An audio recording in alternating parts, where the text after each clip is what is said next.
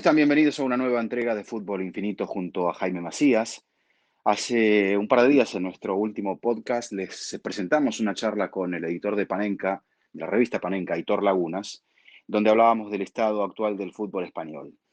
Ahora les vamos a presentar la segunda parte de la charla con Aitor, donde abarcamos todo lo que refiere al presente, a esta temporada complicada del fútbol europeo, y esta es la visión de Aitor.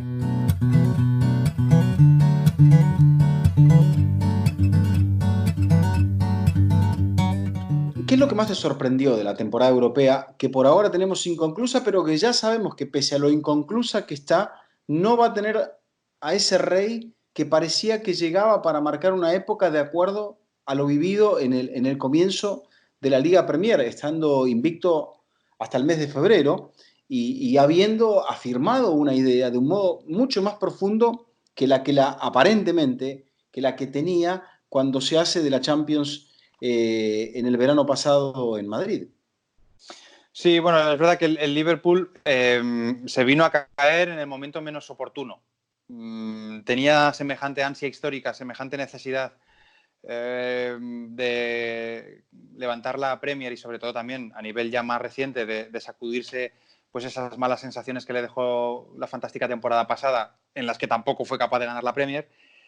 Que se aplicó con muchísima fuerza durante el arranque y prácticamente el tramo medio de la temporada en Premier. Es verdad que ganó muchos partidos con marcadores cortos, remontando en los últimos minutos, llegando desde atrás bastante justo, pero bueno, iba sacando los partidos, iba sacando las victorias, pero al final creo que vino a caerse y vino además a toparse con la mejor versión del Atlético, con la versión más atlética del Atlético, valga la redundancia. Y ante eso pues se demostró bastante incapaz y hasta cierto punto incluso hasta frustrado. También es verdad que al Atlético le sostuvo el Messi del área propia, que es Oblak. Para mí las actuaciones de Oblak en Anfield pues le confirman como el mejor portero del mundo. Yo sé que y formo parte de la opinión de que Ter Stegen es el mejor portero para un equipo que juega como el Barça, para un conjunto que tiene una idea de salir desde atrás como tiene el FC Barcelona. Pero a mí, si me das a elegir un portero que pare debajo de los palos, me quedo sin ningún tipo de duda con Jan Oblak. Y, de hecho, Simeone también lo vio así y lo comparó con el propio Leo Messi. Con lo cual, para mí, Oblak es el Messi del área propio y explica en muy buena parte por qué Liverpool no está en la siguiente ronda. Pero sí que coincido en que daba la sensación el año pasado, por estas fechas y sobre todo ya en el mes de abril y mayo y junio, pues en los medios de comunicación, los periodistas, ¿no? Nos preguntábamos y nos respondíamos, eso que nos gusta tanto, nos preguntábamos y nos respondíamos a nosotros mismos si ahora empezaba una nueva etapa, un nuevo ciclo dominante del fútbol inglés en Europa, porque veníamos del impacto de ver a dos finalistas ingleses en la Champions y dos finalistas ingleses en la Europa League. Bueno, lo que sabemos de esta temporada frustrada de momento y partida por la mitad es que el finalista y el campeón de la Champions ya no continuaban en la Champions, ¿vale? Aitor, pero ¿por qué no se da eso? Porque también recordarás que cuando el United, que había ganado el triplete o el trébol en 1999, y se topa al año siguiente con el Real Madrid, un Real Madrid que venía a los tumbos, que venía, si no me equivoco, de despedir a Toshak, venía con Vicente del Bosque, medio como remiendo por allí, y no pudo confirmar algo que parecía que tenía entre sus manos, que era un grupo de jugadores con los Giggs, los Scholes, los Beckham, los Neville, etcétera, formados de la cantera, con algunos agregados específicos, no pudo confirmar esa dominación. Y es algo que me hace recordar un poco a este Liverpool, ¿no? ¿Será porque la Liga Premier es mucho más dura, mucho más competitiva y ese calendario tan exigente de diciembre y enero en el fondo les termina pasando factura en febrero cuando es la época de la Champions? Y más aún en este caso para el Liverpool encontrándose con un hueso tan duro de roer y tan mal hecho a su medida como es el Atlético. Pues puede ser, Eduardo, pero yo, llámame aguafiesta si quieres, yo creo que hay algo que es previo a todo esto que has comentado, que es que el fútbol es el deporte de equipo en el que el valor del punto, el valor del logro, vamos a llamarle así, sea punto, sea gol, pesa más. Es decir, tú en el baloncesto, en el balonmano, en el hockey, pues normalmente el encajar un tanto o encajar una canasta no te predispone o no te debería sacar de quicio, porque hay muchos puntos y hay muchas canastas y hay muchos goles en esos deportes. En cambio, en el fútbol, un gol que muchas veces no tiene que tener correlación con el juego y se puede producir de forma anecdótica, tiene una importancia capital. Y a veces los periodistas nos gusta hacer grandes teorías o encontrar grandes líneas de continuidad histórica y grandes tendencias. Y para construir esas tendencias vamos a buscar herramientas que no sé si son del todo fiables, que son los resultados, que evidentemente son las herramientas más fiables que tenemos, pero aún así muchas veces son mentirosas. El otro día Mendilibar dijo una frase, José Luis Mendilibar, el entrenador de la Sociedad Deportiva de Eibar, que para mí es un personaje imperdible del fútbol español y del fútbol vasco, que como decía antes Jaime, este año estaba de enhorabuena por el muy buen rendimiento de sus equipos. Y Mendilibar dijo una frase que me gustó mucho. El resultado de un partido de fútbol muchas veces revela menos de ese partido y revela menos de lo que ha sido el juego durante el partido que simplemente lo que revela del acierto de los delanteros. Y para mí es así. Hay muchos partidos en los que si tú no has visto el encuentro y ves el marcador, tienes una sensación absolutamente equivocada, errónea, de lo que ha sido de verdad ese partido. Más allá de que el Atlético lograra defenderse y Oblak fuese figura, no es un partido explicable, pero por ahí es hasta ahora el partido más importante de la temporada. Y es una rareza, y el fútbol tiene de eso. En el básquetbol no creo que lo veamos, Aitor, eso. Pero de la misma manera que el Liverpool cayó este año, no sé si mereciéndolo o sin merecerlo, porque tampoco es un verbo que me guste mucho aplicar al mundo del fútbol, ¿no? Pero si tú miras, como comentábamos, ¿no? La hoja estadística, verás que el Liverpool probablemente estuvo mucho más cerca de poder ganar el partido que no de perderlo, que es lo que al final acabó sucediendo. Pero de la misma manera, el año pasado el Liverpool se salvó de manera milagrosa con Alisson atajando una ocasión clarísima a bocajarro del Napoli. Si la consigue convertir el Napoli en la fase de grupos, el Liverpool no hubiera progresado a la siguiente ronda. Pero también el fútbol tiene mucho de eso. También el partido que se juega en Anfield contra el Barça. El Barça tiene 2 o 3 oportunidades bastante claras que ahí aparece el arquero y no terminan de ser y hubiesen cambiado el contexto de la eliminatoria. Y aquí el Liverpool se cae ante el primer gol de Llorente por ser un error propio, pero también por el hecho de saber del valor que ese gol tenía en el contexto de la eliminatoria. El Liverpool se cae con el gol de Llorente de la misma manera que el Barça se cae con el primer gol del Liverpool en la vuelta de semifinales del año pasado.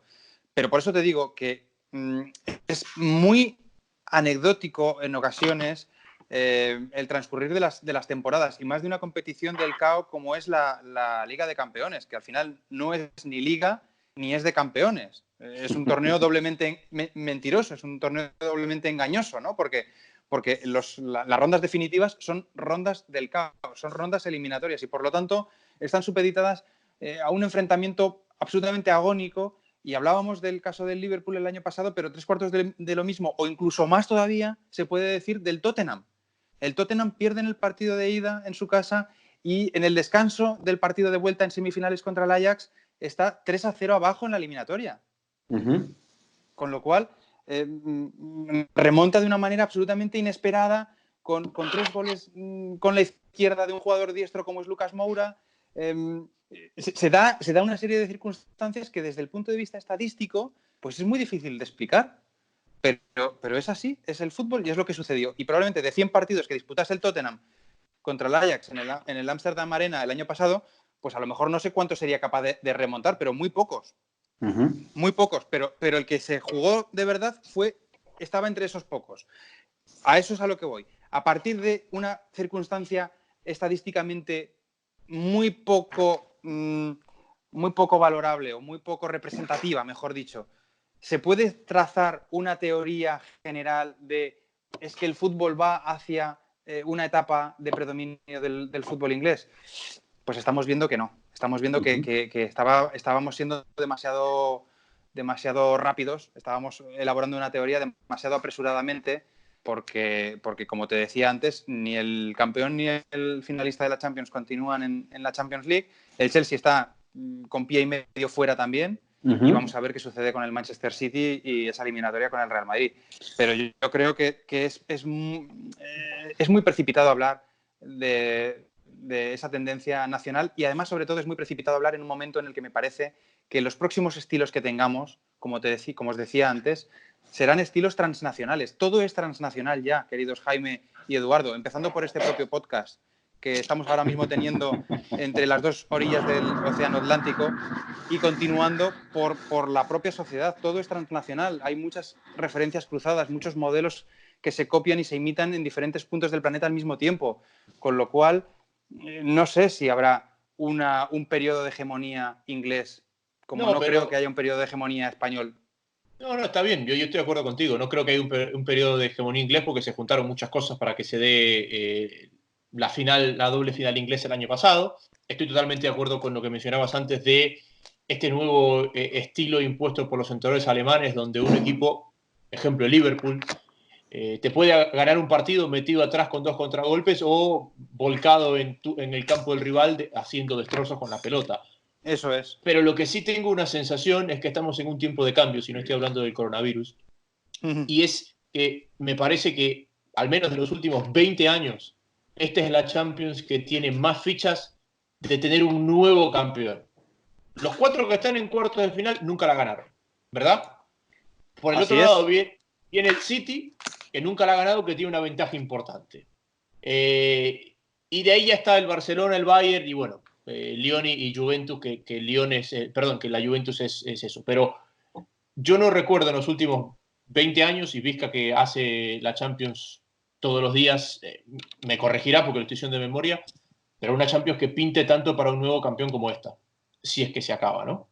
Bueno, de hecho, hasta ahora, los 4 equipos que han pasado, primero, nunca han sido campeones, y segundo, hay 3 también, Aitor, esto se me ocurría cuando venías hablando de campeones nacionales, 3 que no son campeones de sus ligas.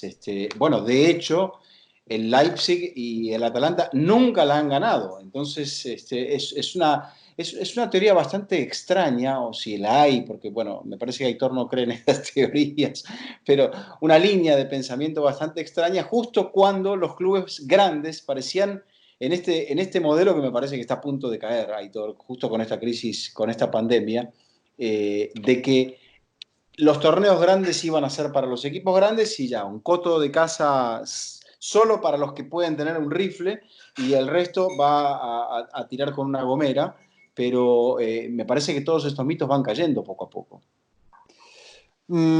Sí, es interesante el detalle que comentáis, ¿no? De que hay muchos equipos que no han ganado la Champions en un torneo, además, en el que que premia mucho la etiqueta, premia mucho la chapa, ¿no? La Champions League siempre se dice que es un torneo que al final siempre acaba mostrando su cara más afortunada en momentos determinados, decisiones arbitrales, a aquellos equipos que tienen ese pedigrí europeo.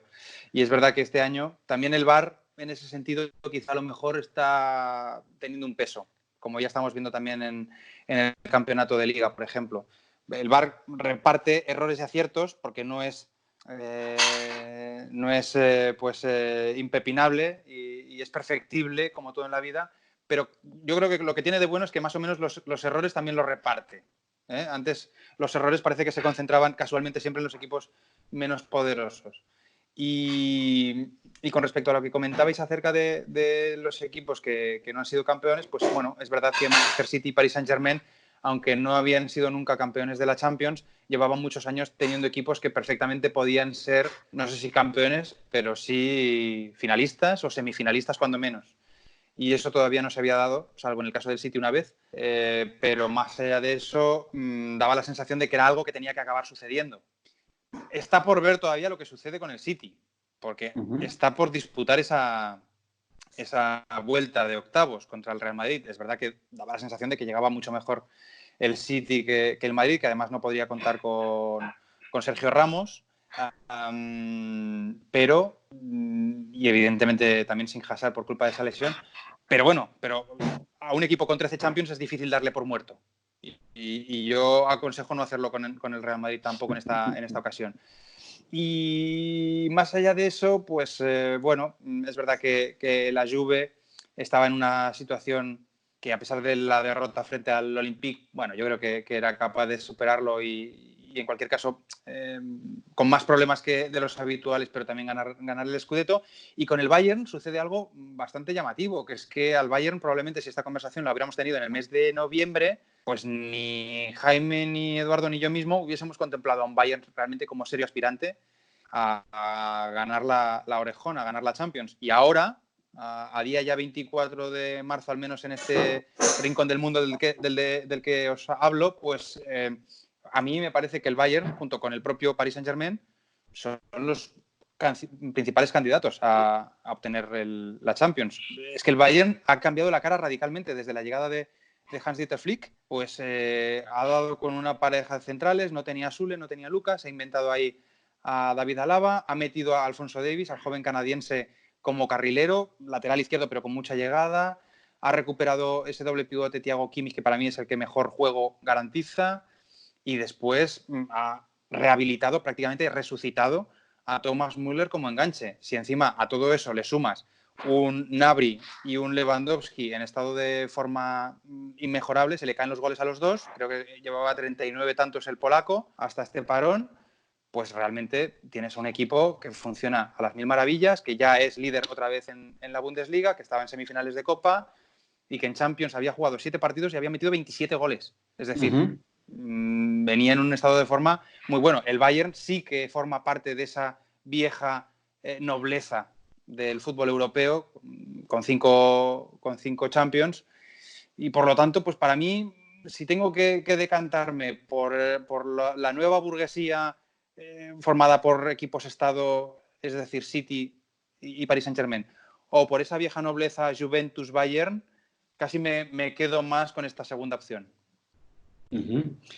Digo a nivel de favoritismo. Sí, entiendo la figura. Es que también me parece, Aitor, que el camino es como que en esta clase de torneos, más allá de que en las ligas estamos viendo varios sorpasos, ¿no? En Italia una pelea de 3, en Alemania había estado mejor el Leipzig, ahora está por encima el Bayern, en Francia no hay cambios, en Inglaterra no hay cambios, en España sí hay cambios, pero en la Champions podemos encontrar estos accidentes donde se va un gran favorito como es el Liverpool y el mapa puede cambiar porque nos deja sin favoritos y ahí será una cuestión de momentos y de ver quién está mejor. Entonces, entendiendo que no sabemos exactamente hasta dónde va a durar la crisis del coronavirus y entendiendo que tampoco sabemos que las vueltas están, 3 de ellas bastante abiertas, las vueltas de los octavos de final.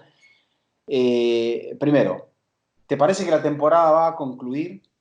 Es un pálpito y no es una opinión científica, así que no te enrolles demasiado por ese lado. Y si concluyera, ¿quién sería, a la vista de todo este mapa que estabas describiendo, tu favorito?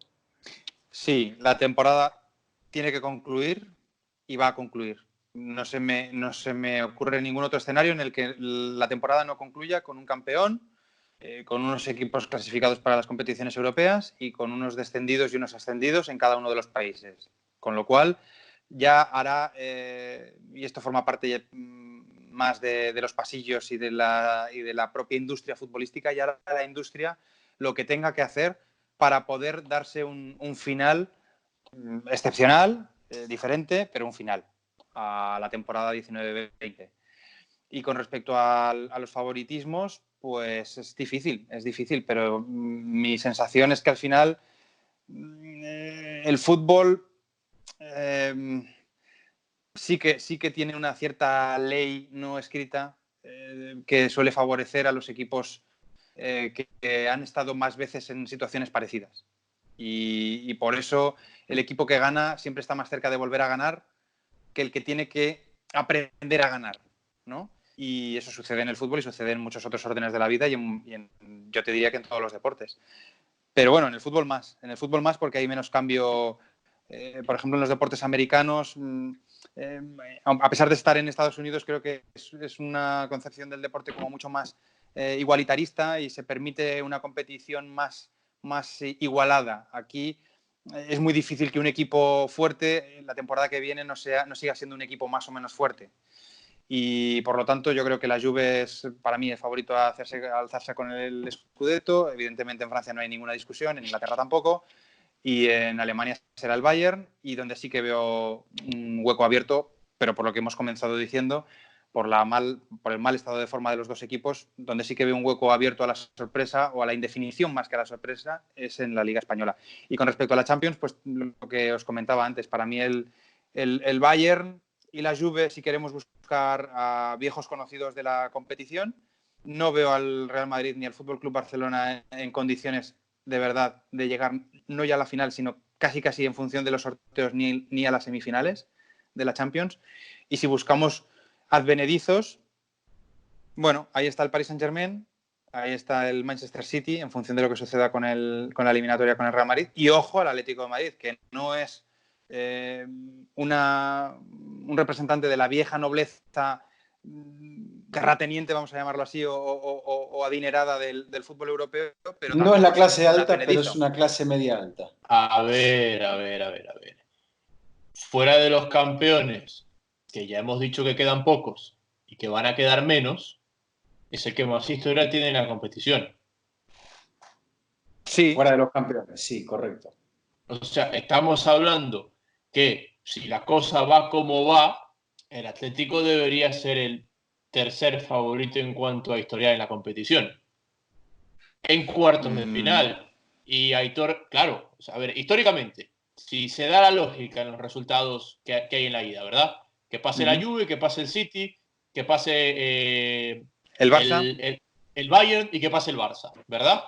Cuartos de final. Históricamente, ¿quiénes están por delante del Atlético de Madrid? Barcelona, Juventus, Bayern de Múnich. Y Aitor ya me está diciendo que el Barcelona se va a quedar en el camino. Creo que todos coincidimos que puede quedarse en el camino. Ahí está Atlético de Madrid. Sí.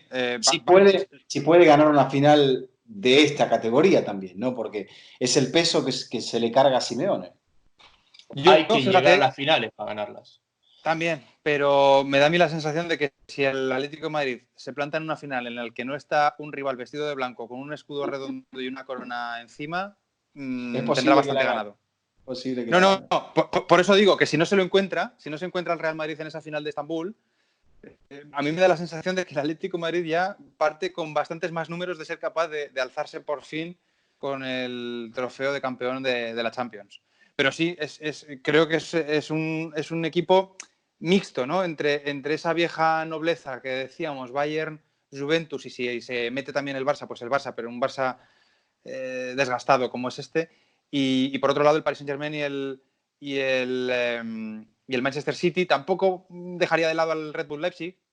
Realmente es un equipo que juega muy bien y que precisamente podemos catalogar o podemos distinguir como, no sé si diría como el epicentro, pero sí como la versión más pura de ese estilo que estábamos hablando antes, que parece que se va a imponer, ¿no? en el futuro, un estilo muy, muy dinámico, mucho ritmo con balón y sin balón, un estilo en el que los jugadores prácticamente funcionan por impulsos y con procesos cognitivos muy, muy trabajados, y que evidentemente además tienen una situación atlética envidiable, ¿no? Entonces, esos tres equipos entre los no habituales o entre los nuevos ricos, vamos a llamarlo así, otros tres equipos clásicos, y en medio ese Atlético de Madrid que yo creo que sobre todo, ojo, puede ser un rival.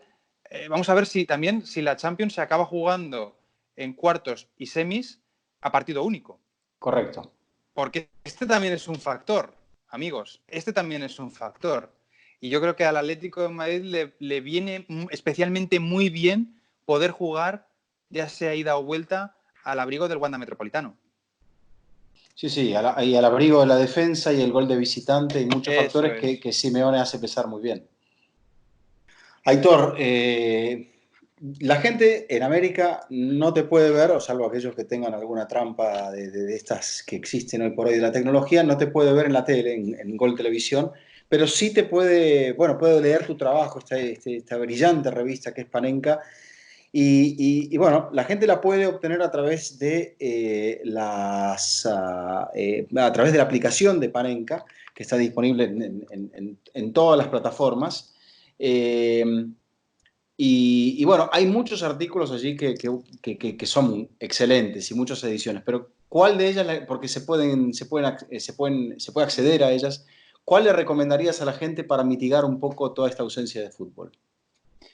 Pues mira, yo creo que hemos estado hablando de varios aspectos y de varios enfoques de esto que tanto nos apasiona, que es el juego y que es el fútbol, de una manera entre especulando acerca de cuál puede ser el futuro del propio juego y también tratando de intuir, tratando de olfatear por dónde va a ir también la industria y el peso de la industria y el peso de los aficionados. Es decir, que durante mucho rato de este podcast, que por cierto ha sido un placer compartir con Jaime y contigo, Eduardo, hemos estado tratando de imaginarnos cómo va a ser el fútbol ahora, especialmente cómo va a ser el fútbol después del coronavirus, ¿no?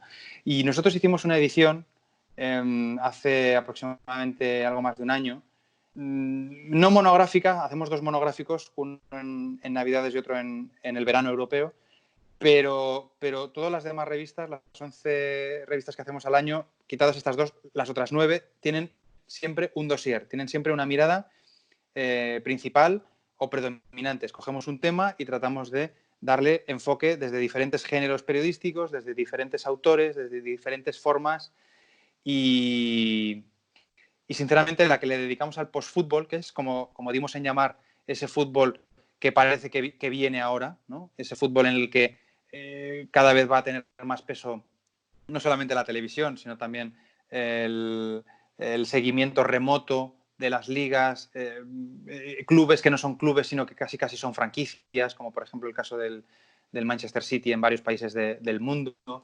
La O las de sensación Red de Bull. que... O las de Red Bull, efectivamente. Las de Red Bull es un caso muy, muy paradigmático también. De hecho, incluso más todavía que el Grupo City, porque Red Bull sí que está metiendo a 2 equipos con un mismo propietario, por mucho que digan que no, que uno de los 2 no es propiedad de Red Bull, pero están metiendo a las 2 franquicias, tanto Leipzig como Salzburgo, en competiciones europeas.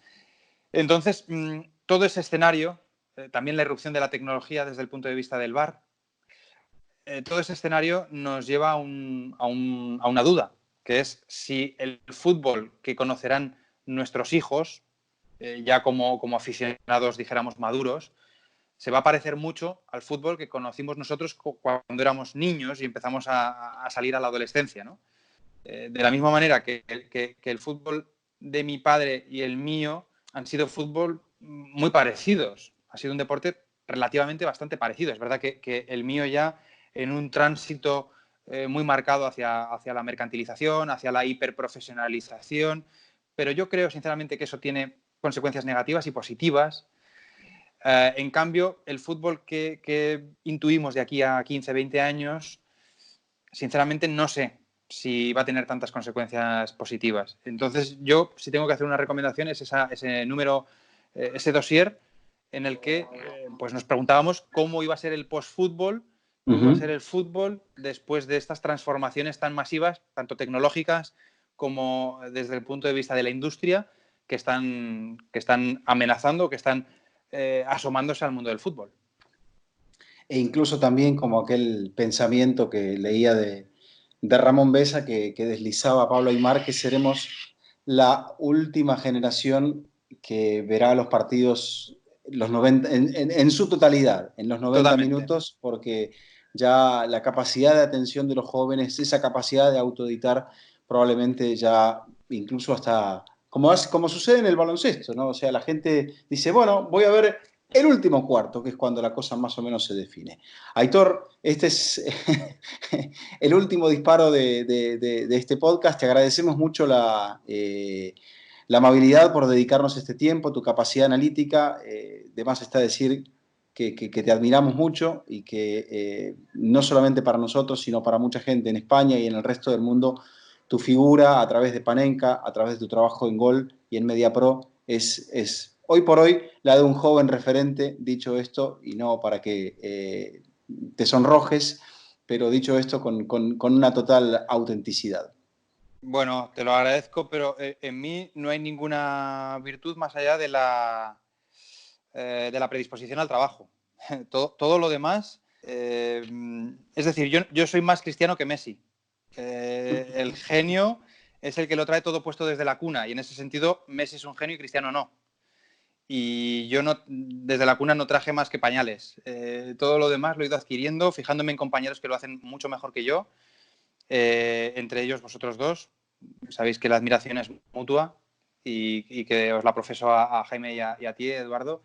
Y bueno, pues que mucho curro, que eso es lo que yo siempre muchas veces cuando algún joven o alguna joven, estudiantes de periodismo, se acercan y me preguntan, yo básicamente les recomiendo sobre todo estar siempre con los oídos muy abiertos, los ojos muy abiertos, leer mucho, ver mucho fútbol, evidentemente, porque ya entendemos que tiene que ser una pasión, aunque también coincido con el apunte del maestro Besa, cuando dice que, en boca de Pablito Aimar, cuando dice que somos la última generación que veremos un partido completo. Ciertamente los jóvenes ahora cada vez lo tienen más complicado porque están sometidos a semejante cantidad de inputs que se les hace prácticamente imposible fijar su atención durante 90 minutos en un mismo foco.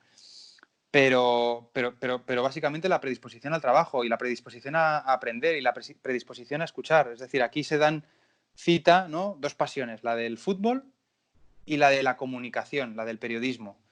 Y la pasión por el periodismo, no sé, si tuviera que elegir, no sé con cuál me quedaría. Probablemente me quedaría con la pasión por el periodismo, fíjate.